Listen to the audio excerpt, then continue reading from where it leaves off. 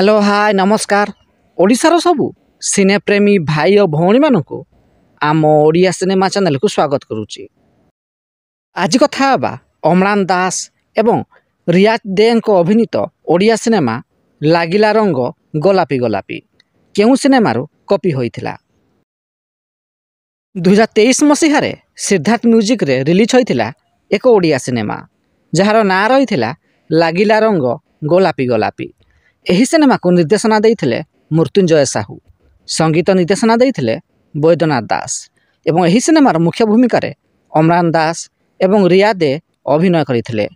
2014 मसीह release होइतिबा superhit cinema गोलापी गोलापी रो एहा द्वितीय भाग थिला, किंतु एही सिनेमाटी सेही समय रे एतटा सफलता पाई पारि नथिला। तेबे एही सिनेमाटी ओरिजिनल नथिला। एही सिनेमाटी कॉपी होइथिला एक कन्नड़ सिनेमारू। 2017 मसीह रिलीज होइतिबा एही कन्नड़ सिनेमार ना रही चमक। एही कन्नड़ सिनेमार मुख्य भूमिका रे गणेश एवं रश्मिका मर्दाना अभिनय करथिले। एही कन्नड़ सिनेमाटी सेही समय रे सुपरहिट साब्यस्त होइथिला।